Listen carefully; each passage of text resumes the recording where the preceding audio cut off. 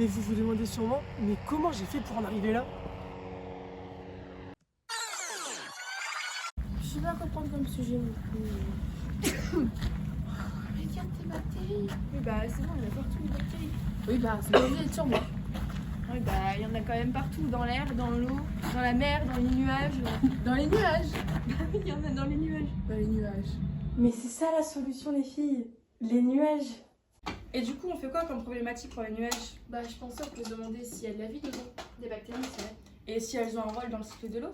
Ah oui, c'est vrai.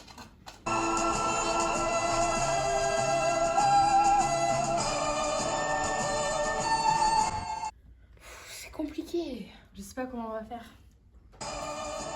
Moi je sais.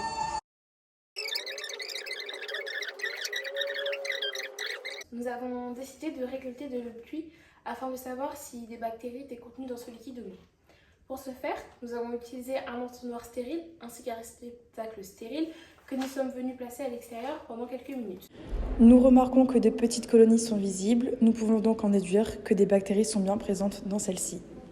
Pour autant, nous nous sommes demandé si les bactéries présentes dans le pluie viennent directement des nuages ou si alors le pluie avait été contaminé lors de sa descente. Pour savoir si les bactéries montent dans les nuages lors de l'évaporation de l'eau, nous avons réalisé ce dispositif. Il s'agit d'un système recréant le cycle de l'eau à partir d'un bouillon de culture. Nous avons analysé l'eau de condensation récupérée à l'intérieur du petit récipient. Elle ne contient pas de bactéries. Ces résultats nous indiquent alors que les bactéries ne se transportent pas avec l'évaporation.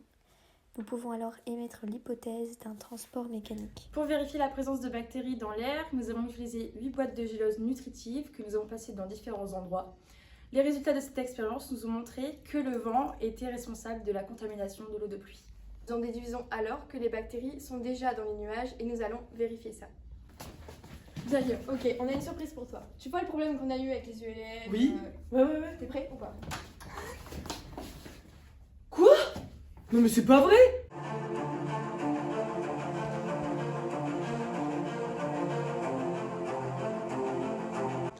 Pour notre dernière expérience, nous nous sommes rapprochés de Gaëtan Ruhu, un membre de l'association Opal RULM qui fut également le pilote de Guillaume.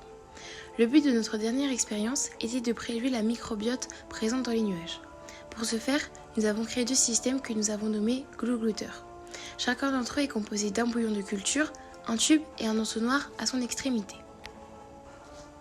La mission pour notre cobaye était donc de venir retirer l'aluminium de nos systèmes stériles une fois arrivés à une extrême proximité des nuages afin que les bactéries contenues dans ces derniers viennent se coincer dans notre bouillon. Allez, bon vol Guillaume!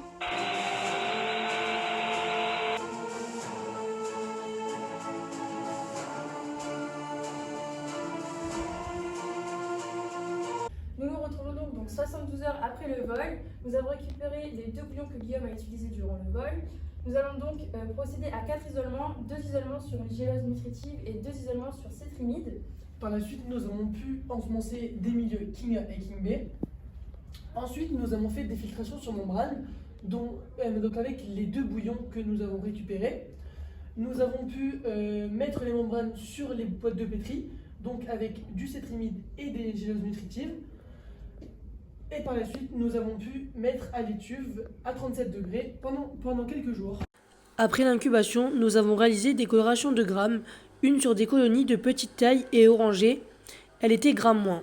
Ensuite, l'oxydase réalisée s'est avérée être oxydase moins également. De là, nous avons réalisé une galerie API 20E. Après incubation, nous avons pu conclure qu'il s'agissait de Pseudomonas luteola. Ces expériences nous ont permis de confirmer la présence de bactéries dans les nuages. Nous avons pu identifier 2 sortes de bactéries, les Pseudomonas luteola ainsi que des bactéries non identifiées sporulées. La présence de ces bactéries dans les nuages permet la cristallisation des gouttelettes d'eau à une température plus élevée, ce qui nous permet d'avoir de la pluie plus fréquemment. Par manque de temps, nous n'avons pas pu faire la dernière expérience qui est de comparer la température de cristallisation des gouttelettes d'eau en présence ou non des bactéries. Dans cette période de crise climatique, avoir de meilleures connaissances sur les bactéries pourrait par exemple nous permettre de contrôler l'arrivée de la pluie en période de sécheresse.